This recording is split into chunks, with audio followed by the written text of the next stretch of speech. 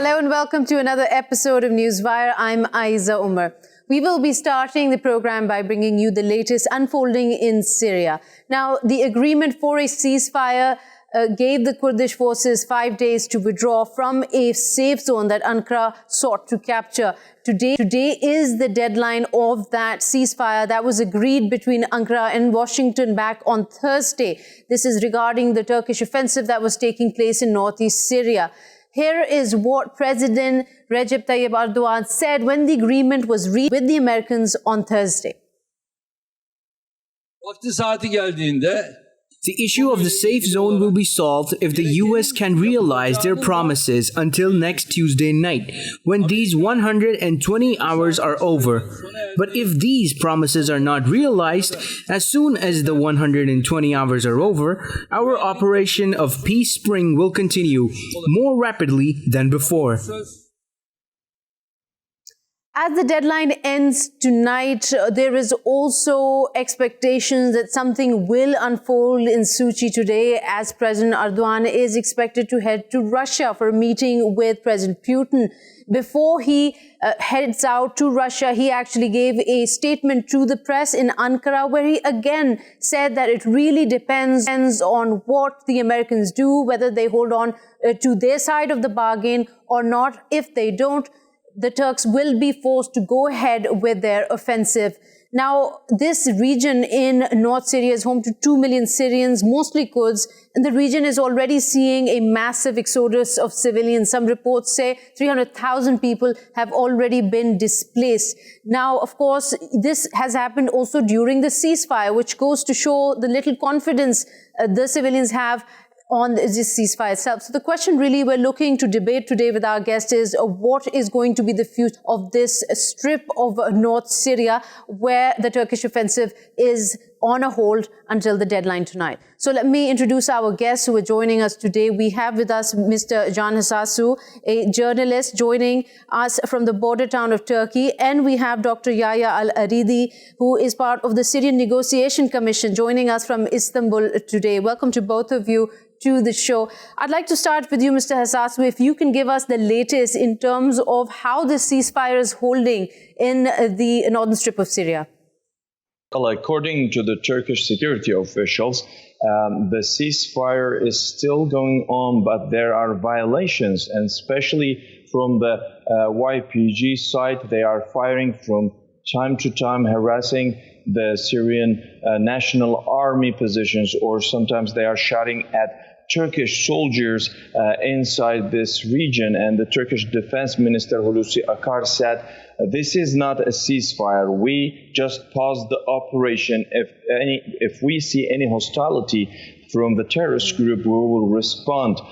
So this is actually something to underline. Turkey paused the operation, and there is nothing in that manner. But there are still attacks from the YPG terrorist group. Turkish authorities saying that the terrorist group trying to manipulate Turkey to really make the deal with the U.S. to be failed. So, Mr. Hasasu, there is an understanding from various accounts, especially from humanitarian organizations like the Burma Rangers, who are trying to evacuate civilians from this area. They're talking about massive cross-firing going on in Ras Al Ain. Ras Al Ain was one of the most important areas of the operation since the beginning. That's because Ras Al Ain is just next to the YPG stronghold, Kamishli, and the terrorist group is trying to supply its forces or reinforce them with new units coming from Kamishli district. And there are some Kurdish villages in this area which is providing shelter, or the YPG is forcing the people here to host them or to help them. But rest of the area, the operation started between 2 points actually. Ras Al Ain in the eastern side of the country, and on the west is Tel Abyad. It's a 120 kilometers long area. This area mostly populated by Arabs. And when the YPG came in, the residents of this area mostly forced to migrate to other areas inside Syria or to Turkey. And now they are following this operation very closely since their destiny is really related to what's happening here on the ground. Okay, stay with us, Mr. Hasasu. Let me bring you into this conversation. Dr. Al-Aridi, you're part of a very important group there, not only just the Syrian Negotiation Commission, who's taking a lead on spearheading the Constitutional Committee, where, as we understand it, all parts of the community in Syria have a equal or appropriate representation according to their population. Tell us a little about how you're perceiving these developments, especially the ceasefire. These developments are quite effective on any political process that is to go, that is to be implemented, that is to be worked on. We understand that there are so many things at stake here. We have Turkey's national security at stake. And also we have 2 million people from that area who were uprooted by the PYJ and by the SDF. Now, when Turkey launched this operation, the intention was to create a safe zone that would protect the Syrian population, that would bring them back to their homes.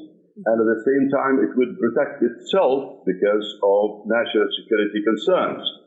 Now, how much this would affect the political process, we understand that everything is organically interrelated. Right. We know that the Russians are trying to help the regime have control over all Syria's geography. But as it has become well known, we have somebody whose intention is to fragment the country and create their own entity under their control. So, Dr. Al-Aridi, sorry to interrupt. So, in that case, the YPG has switched alliances and is now lined up with the support of the Syrian regime and in a way also the Russians. Is there a concern that this in itself will be a political obstacle to the political process? Well, whatever the alliance might be, there are certain rules and procedures set for the political process. The UN is involved in this regard. There is a UN Security Council Resolution 2254, and it talked about the formation of a constitutional committee made up of 150 people. Right. If the intention of the PYJ and the others who are labeled as terrorists have intention, as they are saying, that to be part of this constitutional committee, well, that constitutional committee has no intention of creating separate entities. But okay, we so want one Syria. No, but are you saying that the YPG or the SDF, which the Turks are calling, recognized as a terrorist organization, how do you recognize them? What identity do you give them? Do you think that they represent any part of Syria? Well, they are there, and because they are there, they uprooted tens of thousands of people. They are controlled by Qandil, the area where they are controlled by others.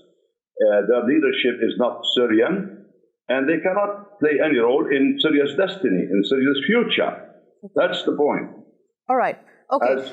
As for those people who were taken under their control, soldiers and other things, well, if they are Arabs, if they are Syrians, if they are Kurds, they are most welcome. But for those terrorist groups to take Kurdish people as hostages and to behave in their name, they don't have any right to... So there is no space, you're saying. So basically, Dr. Aridi, what you're trying to say is that there is no representation of the SDF as a community itself. The Kurds in itself do have representation in this constitutional committee. But coming back to you, Mr. Hasasu, now let's read a little on how this process will move forward. What is expected to happen next? Is there a possibility that President Trump might renegotiate the ceasefire to extend? Actually, Turkey previously announced that the ceasefire is not going to continue anymore. That was only 5 days given to the YPG to withdraw from this area, just to give chance for the civilians not to be a victim in this fight. Turkey is very sensitive from the beginning to not cause any casualties amongst the civilian population, since the YPG is using the civilians as human shields. We had the chance to go into the Syrian town of Tel Abyad, which recently liberated by the Syrian National Army, supported by the Turkish armed forces. And we saw how deep trenched the YPG and PKK terrorists here in this area. And they are using houses. They are digging their tunnels under houses so that Turkish planes and artillery can't shell them. And people are living under these scary circumstances. And sometimes they are declaring curfews, saying that the YPG snipers will shoot anyone moving in the street, so they can't even go out. So now they are kind of relieved, but the rest of the area is still under the same rule and mentality. So Turkey is trying to give some space for the civilians, and if the YPG withdraws really according to the agreement between the US and Turkey, that will be good for the civilians. Otherwise, the operation will continue. But Mr. it will Hasasu, continue. What about the sentiment on the ground? As you said, you visited these villages, you've got an idea of how they feel towards the YPG, the SDF. What is their sentiment towards the US forces that have just withdrawn in the past few days? And as they have withdrawn, some troops have been seen leaving Syria and entering Iraq. And there has been footage that has surfaced where the Syrians are throwing potatoes at withdrawing trucks. So what is the sentiment like? Is that across the board? Actually, Kurdish politics is rethinking its strategy, I guess. I mean, the YPG in Syria, the Kurdish authorities in Iraq, they all set their strategic game on the support of the US, not on what they have on the ground, the reality of the ground, or on their neighbors or the people that they are living with. So this is creating some kind of anger between them and between the Arab in the area, between them and between the neighboring countries. Are you suggesting that the sense of betrayal that they're expressing is wrongly placed? Well, politically, they are afraid of entering very difficult times if the U.S. completely withdraws from the area or takes its support back. So they know the tension between them and the rest of the region, so they fear it will blow back on them. But to me, yeah, so that could be the main reason behind this concern. And but like Turkey is trying to communicate and make deals with parties from all the Kurdish and other regional powers in order to establish a sustainable plan, and this operation actually is part of it. Okay, Mr. Hasasu, thank you so much for joining us from the border town of Turkey there. Coming back to you, Dr. Yahya Al-Aridi, something that John Hasasu also mentioned here in terms of there being a bit of a confusion whether the US would completely withdraw troops. There is the Defense Secretary, Mark Esper, who's just said on Monday that the Trump administration is considering maintaining a small force of troops to take control over the oil fields in Syria. What are your thoughts about that? Well, as you know, that there are so many powers interfering in Syria, and one of them is the allied forces on top of the United States. Now, many times President Trump announced the withdrawal of the American troops. And recently, this announcement about withdrawal, but later on, in a matter of a few hours or a few days, he announced that we would keep some forces there with an air cover for the protection of the oil fields and gas fields in that area. Actually, this fluctuation in the position is perplexing every party to the conflict there. But Dr. Yahya Al-Aridi, let me ask you this then. On one hand, President Trump says that I want to bring my men home, stop these endless wars. And then on the other side, he's playing security guard on another country's oil fields? Exactly. This is the point. The party that should control these oil fields are Syrians themselves. And every foreign or strange foot or hand on Syrian land should get out. As simple as that. Along with the oppressive, suppressive dictatorship that has been torturing Syrians and killing them. You're saying that the Syrians should take control of these oil fields, but at the same time, the White House says, the State Department says that this is in sight of the ISIL fighters in Syria, that they might take control of it, so we're going to sort of protect it. What do you make of that statement? Well, this conflict with ISIS is a long one, and it just rises whenever the parties wish, as a pretext, as a ghost, in order to be as the excuse for interfering, etc., starting with the regime. The main thing is that the United States doesn't want this regime to have control, along with Iran and the Russians and the terrorists, to control those oil fields. Those oil fields are the property of Syrian people, and they should be protected by the Syrians. Thank you so much, Dr. Yahya Al-Aridi, joining us there from Istanbul, talking about the development in Syria, whether the ceasefire will extend or not, how that unfolds. We'll keep you updated, but right now we have to take a quick short break. We'll be right back.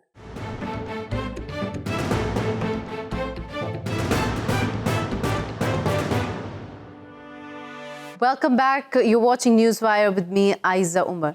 Now, the U.S. Defense Secretary Mark Esper made an unplanned stop in Afghanistan this Sunday. Now, this was his first official visit since he took on this post. Now, he told reporters traveling with him that he believes that the U.S. can reduce its force in Afghanistan to 8,600 troops without hurting the counterterrorism fight against Al-Qaeda and the Islamic State group. But what he also said was something that sparked a nerve with the Taliban, where he mentioned that irrespective of the outcome of the elections in Afghanistan, aggressive move towards the Taliban will continue. Let's take a listen to this.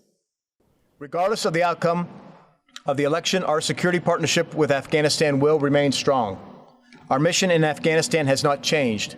We continue to conduct counterterrorism operations while supporting the development of the ANDSF. The United States remains fully committed to helping Afghans create a peaceful, stable, and prosperous Afghanistan, and to supporting the Afghans' efforts, led by the government, towards peace. A negotiated political settlement among Afghans is the best path to achieving this outcome. Until that is accomplished, we will continue to pursue an aggressive military campaign against the Taliban and terrorist groups that continue to conduct violence against the people of Afghanistan. Now, Mr. Espers, this statement got quite a reaction from the Taliban. They issued a statement, you'll be seeing it on your screens, but I'll just read out the main crux of it, where they say, we reject these hollow and baseless claims by the invaders and their hirelings. So long as a single occupying American troop remains in Afghanistan, our jihad and struggle shall continue. So the conversation today essentially is going to be not just about this troop drawdown that we are expecting to see in Afghanistan, but also the question whether this is the right timing for it, considering that the kind of civilian targets, the kind of attacks on civilian has increased. Will this affect peace efforts that might be in the moment trying to be restarted? Let me introduce the guests who will be talking to us today. We have journalist Mr. Zubair Babakarkhail joining us from Kabul, and also from Karachi we have former Ambassador Najmuddin Shaikh talking to us. Let me start with you, Ambassador. This kind of a move, do you see it as the US Defense Secretary making a first-time visit to a crucial sort of country which has relations with the US, or there's more to be read between the lines here? No, I think the point of Esper's visit was to confirm that they're reducing the size of their presence or their military presence from the current 14 or what was 14,000 to about 8,600. This was the recommendation that was made to him by Miller. But this does not mean that they're not pursuing the peace negotiations. They are. Right now, Zalmi Khalilzad is making visits in the course of which he hopes to line up, perhaps in his visit to Moscow particularly, to see what China, Russia, and America together can do to promote the dialogue between the parties in Afghanistan. So I think that you can look upon Asper's visit as being indicative of the fact, not just indicative, but as evidence of the fact that the troop numbers have been reduced, that they are going to maintain only a counter-terrorism presence, and that the training job of Afghan forces, if any, will be performed by the 8,500 odd NATO troops that are there, with the Americans providing air cover. The air cover that they are providing is also manifestation of the more intensified air campaign that they are carrying out, as a result of which there have been more civilian casualties caused by both the Taliban and the Afghan forces, particularly in the air. What they've done in the air is being largely done by the American Air Force. Okay, so Mr. Zubair Babakarkhail, let's get you in this conversation. On one hand, there are indications at the same time, some say confirmed reports that there will be a U.S. drawdown of troops in Afghanistan. But when they say that U.S. troops will be withdrawn, and yet at the same time counter-terror efforts will be maintained with the current troops on the ground, then why is it that attacks on civilians have risen in this past year? Well, I think after the U.S. President Donald Trump, he pulled off the talks with the Taliban, he admitted that we are going to be aggressive from now on. And later, after a few days, he said, for the first time in this many days, we have carried out a record number of attacks against the Taliban. So definitely, there is an increase in the violence, there is an increase in the attacks by the foreign forces, by Afghan government forces, and as well as by the Taliban. So that's why I think there is an increase in the casualties in the troops casualties, also the Taliban casualties, plus the civilian casualties. So at the same time, let me, something you said here, Mr. Zubair, about Donald Trump, and President Donald Trump cancelled talks when they were right about to reach an agreement, according to the U.S. Special Envoy Zalmay Khalilzad. Ambassador, let me ask you this. This was a statement that President Donald Trump gave just after he cancelled talks, apparently, that were to take place in the secret talks in Camp David with the Taliban and the Afghan leadership. Is there a concern that what happened in Syria was like the dress rehearsal for what can also happen in Afghanistan? No, this entire thing about having cancelled the talks because of one soldier dying, this was really a cover-up for the fact that there was no possibility of an agreement being reached in Camp David of the sort that would give President Trump the opportunity to once again claim credit for something that, because the entire process of calling for this meeting in Camp David was premature. There had been no agreement genuinely reached between the Taliban and the Americans, which would give them a reason for pursuing it in this particular fashion. Not enough preparations had been made, and that continues to be the situation right now.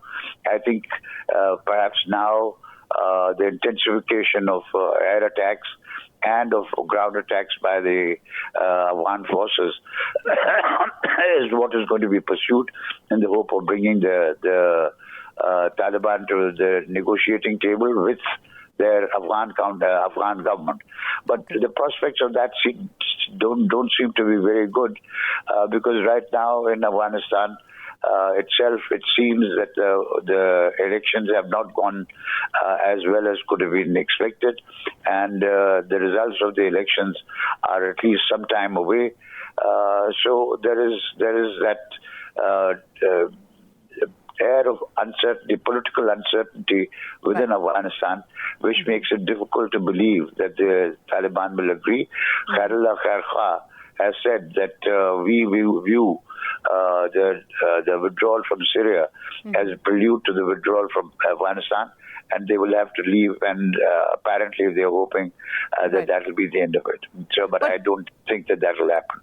Okay, so let me ask you this then, Mr. Zubair Babakarkhail. Is there a concern amongst the Afghan leadership that if this withdrawal takes place before the Afghan government is ready, considering that the announcement of these presidential results have also been delayed, is there a concern right now? What could ensue? No, not a big concern for right now, because the American Secretary of Defense has only announced that they have reduced 2,000 forces, 2,000 soldiers in the last year. But there is talk about 8,600 more troops being withdrawn. There are a total of 14,000. That essentially is more than half of what would be left on the ground. Well, they are playing only the air. They are providing only the air support to the Afghan forces. In some cases, in most cases, Afghan security forces are using their own air force.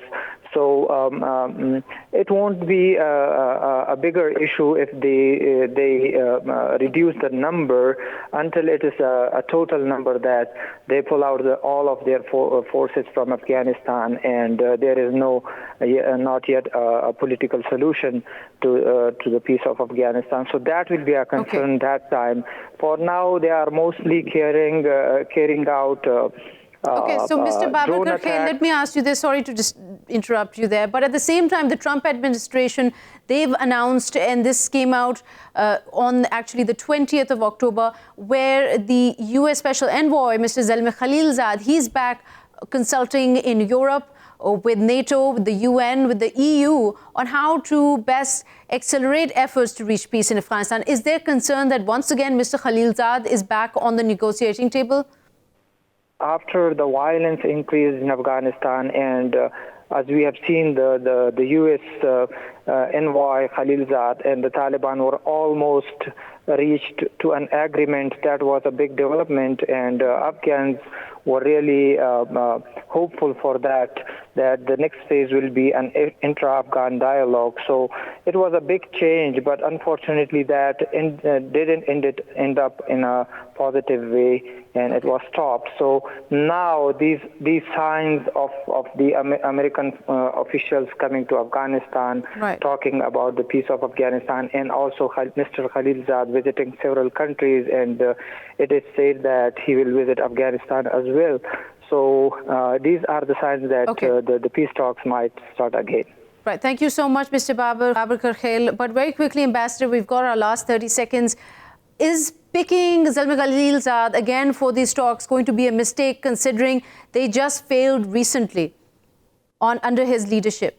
They don't have any choice. Now, it's not a question of appointing another envoy. The point is that when Khalilzad goes to Russia, and Russia, China, and the Americans get together, we have to see what flows out of that. I'm afraid the prospects are not very good, but the prospects are not very good partly because the Taliban think that the Americans are preparing to leave in any case, A, and B, because within Afghanistan itself, you do know whether you're going to be talking to President Ghani or to Prime Minister or Chief Executive Abdullah as the new head of the government. So the problem is twofold. One, the Taliban thinks that they have a winning streak, and on the other, that there is no unity within Afghanistan. Okay, thank you so much, Ambassador Najmuddin Shaikh and Zubair Babakarkhail, talking to us about what is unfolding right now in Afghanistan. But first, we'll take a quick short break before we continue to more stories in this program.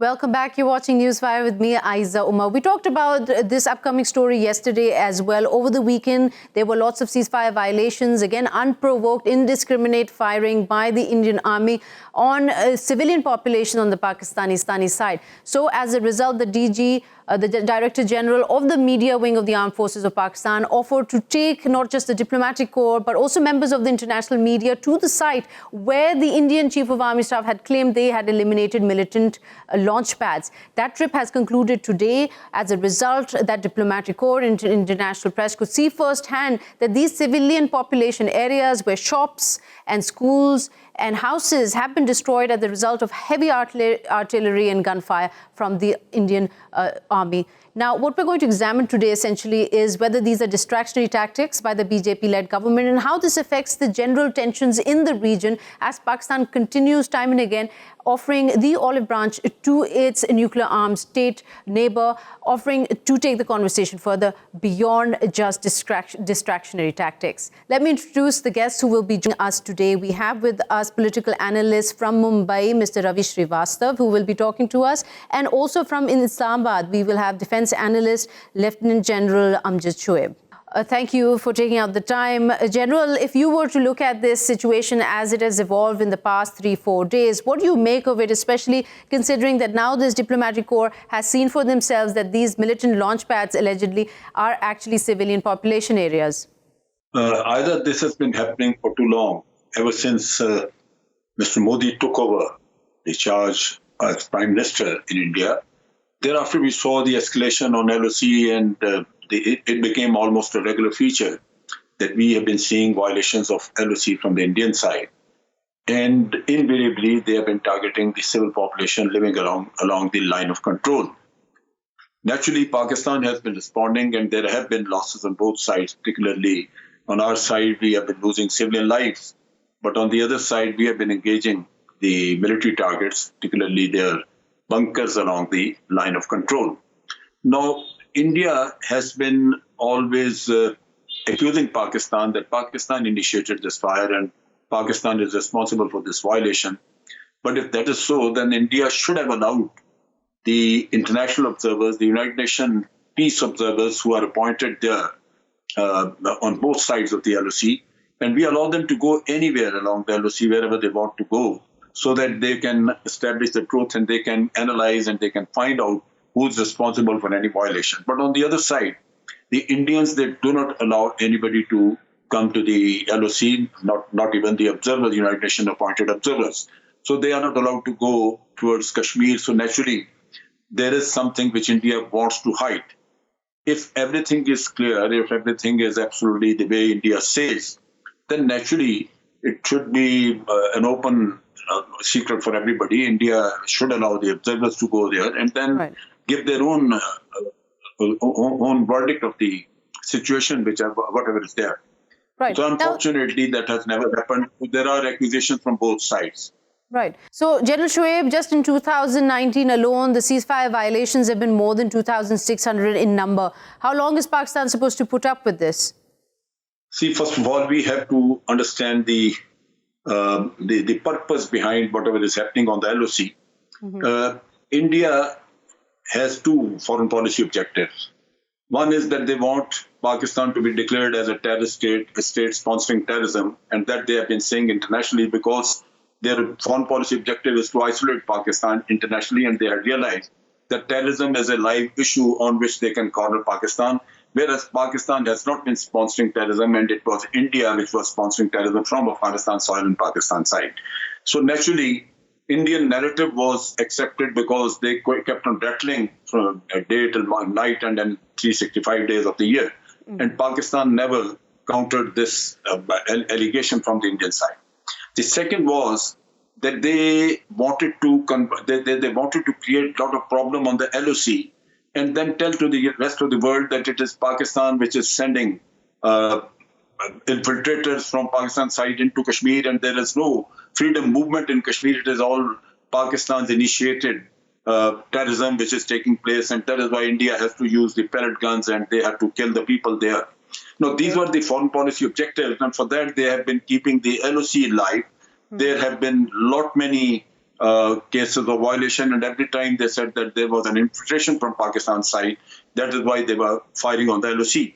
Okay. On the for example, Pulwama, Pulwama, they said that they have neutralized a camp where there were 300 people have been killed. You know that it was a strike on trees. and a crow was killed, and there was no individuals there, there was nobody. And similarly, the lie again, which you have been hearing for the last 3-4 days, that India has been firing on the terrorist camps. No, these are the things which need to be verified. This is for the first time that the Pakistan government and the army, they have come out openly, and they have they are now going to tell to the world that India has been lying all along, and there are no terrorist camps and there's nothing. Even the Indian embassy was invited, and they didn't go there. They didn't respond. So the point is, for the first time, I think our government has taken a positive step, and they are now aggressively pursuing this objective of removing this flag of terrorism from Pakistan. Okay, so let me finally bring you into this conversation, Mr. Srivastav. This policy, this foreign policy, as General Shoaib sees it, do you feel that maybe the BJP-led government might be off track when it comes to how it wants to take forward its narrative with Pakistan? I agree with you that in India, the present government led by BJP and Mr. Modi, there have been attempts to take the credit of the valor of the army. No, they will every time an election comes here, they will be giving a dose of a booster dose of nationalism by way of showing some attack or some ceasefire violations and all those things, which I do not have any access to verify, or I cannot say that whether those are correct or false or something like that. But yes, they do every time when the elections are here, some army action is shown. Hope you recall that when there was a main parliamentary election, sometimes during the month of May, prior to that, there was an ambush on CRPF battalion where some 40 CRPF soldiers were martyred. And later on, there was a retaliation, and we heard here in India, in Indian press, by the Indian government, that in Balakot, there was an airstrike in which some 350 people were killed. Now, so these statements do you think statements are now being voiced across the board? We saw members of the Congress party say just yesterday that there has been this constant sort of pattern where the Indian government has taken these kind of moves of ceasefire violations across the line of control as a way to politicize their right-wing agenda. Ayza, this does happen. This does happen in India, that the government before election makes this kind of publicity. I would say that such and such actions are going on in line of control towards and all those things. But the earlier, when prior to 2014, before Mr. Modi took over as a prime minister, there were governments which were in India, and these things, that skirmishes on the line of control or some strikes from this side and that side were the routine. They used to happen, and this was never politicized by the sitting government, which is now happening and repeatedly happening. And I think in India inside also, people are not very, very happy about it, because this, there's some news is propagated by the government, for which we have got no verification. But Mr. Srivastav, what is your take on why, besides the fact that there were elections taking place yesterday in Maharashtra and 2 other states, besides that, besides politicizing it, do you think there are reasons that the BJP government does this to sort of blow things out of proportion and escalate tensions with its nuclear-armed state when it comes to also Indian-occupied Kashmir and the plight of those 8 million Kashmiris under curfew? That's right. You are correct. Although that recently, after some 75 days or so, the government claims that the normalcy has been achieved in Kashmir, and all communication and all those things have been restored. But we have got nothing to assure ourselves that everything is normal in Kashmir. The international media is reporting something else.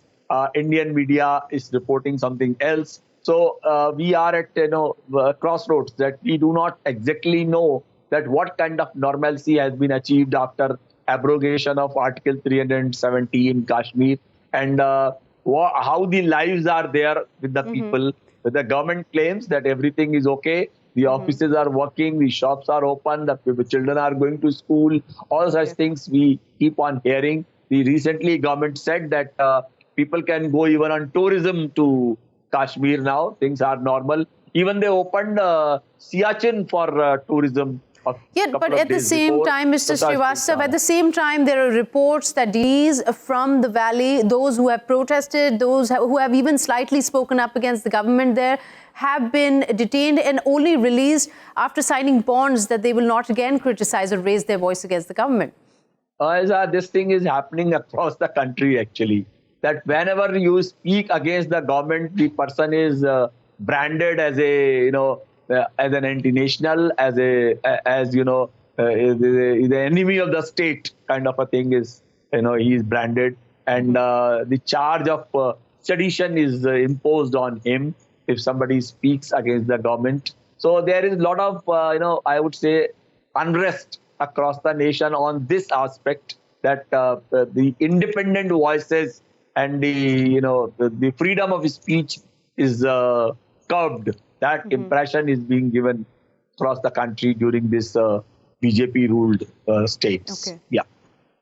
So, Mr. Srivastav, sort of an incident takes place and it obviously hits the headlines, not just in Pakistan, but also in India. Does it also kind of take away attention from some of the major issues that the BJP-led government is facing in its second tenure, which is high unemployment, a rapidly slowing economy?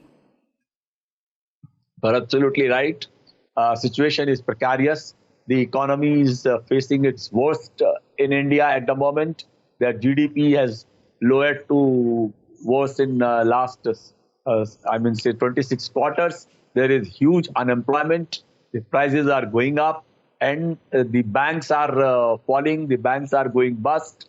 So a lot of things are happening, and instead, concentrating on that, the government is more on, talking about Article 370 abrogation, or National Register for Citizenship being implemented in Assam, or talking about, some other measures which they took. They have banned the triple talaq for Muslim women in India. So there is a lot of credit is being taken by the present government on those aspects, and instead of, a propaganda that, we have done so many surgical strikes, we have neutralized the Pakistan attack, etc., etc. But the government is not concentrating on these burning issues, which is right, and it's really a big concern to all those who are closely associated with the economy. In fact, the Nobel laureate of India, Abhijit Banerjee, he's come out and said that it is a shocking situation that India's economy is in right now. These kind of sort of people who are positioned in places who have a handle on what's happening, their concerns being conveyed to the BJP leadership, is it making any difference considering that Prime Minister Modi just met with him today also? Yeah, Abhijit Banerjee met today Prime Minister Modi, and he is the person who had brought out a universal basic income scheme when the Congress was contesting election in the last parliamentary elections, sometimes in the month of May, and he was the propagator of that universal basic income scheme, that NYAY. Right. So that scheme, it was founded by him only. And Abhijit Banerjee, and we all Indians are very proud of that he won the Nobel Prize. And today he met Mr. Modi. So I wish that a good sense should prevail, and the people and the sane voices must be heard by the BJP government, especially Mr. Modi, the Finance Minister Nirmala Sitharaman. They should hear these voices that, what can be done to bring the economy on track, which is the need of the hour, because this is creating across the nation, it is creating a lot of unrest And a lot of unrest across the nation continues as the BP-led government focuses on things other than unemployment, on the economy, but more on how to continue these distractionary measures. We had with us Mr. Ravi Srivastav, a political analyst joining us from Mumbai. Coming back to you, General Shoaib, it's the 79th day of this curfew, of this communication lockdown in Indian-occupied Kashmir. You heard our other guest from Mumbai talking about how this is being recognized, even in India across the board, that these distractionary tactics are to take away the other malices within India itself. But the question really is the world leadership so out of tune to what is at risk here? See, Ayza, you can see that the international press and international media, they have covered the situation in Kashmir in a big way. There has been a lot of coverage. You also saw that the American spokesperson, they have been talking about it and they have been expressing their concern. Right. And so has been the case with many governments. In European Union, you can see the opposition, they expressed a lot of concern. In fact, they voted for that. And unfortunately, at the government level or at the United Nations Security Council level, there is no movement. You can say that because of their own interest, economic interest with India. But General Shoaib, then I have to ask you here, considering in the light of events that have just unfolded in just the past month, we've seen Prime Minister Imran Khan become an important mediator between tensions between Iran and Saudi Arabia. He's been visiting both countries. He's made quite an impression with his speech in the United Nations General Assembly.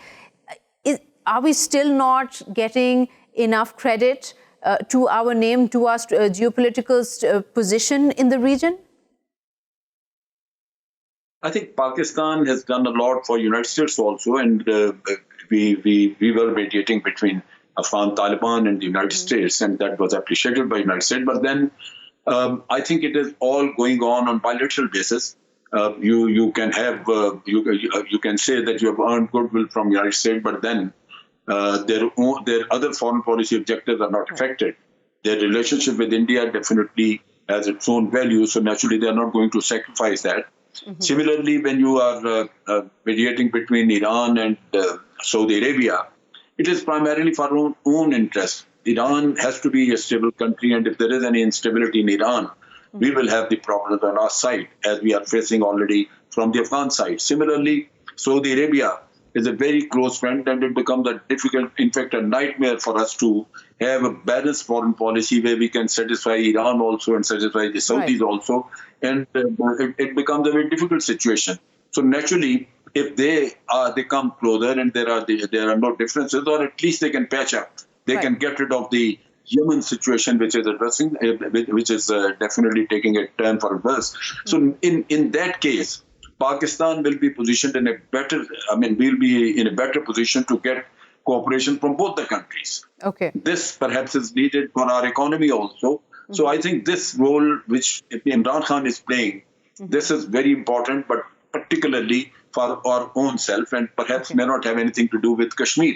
So for Kashmir, we have to have a separate diplomatic effort, which is to be launched in a big way, so that the international community should realize, particularly the P5 countries, so that they can put in their efforts to resolve the ongoing conflict between Pakistan and India, especially as the occupied Kashmiris continue to suffer from that. Lieutenant General Amjad Shoaib, thank you so much. He was joining us from Islamabad, giving us his take on what is unfolding here on the line of control, as well as what is the plight of the Kashmiris on the 79th day of the curfew. With that, we've come to the end of the program. We will see you tomorrow with a fresh list of stories to discuss and analyze. Till then, goodbye.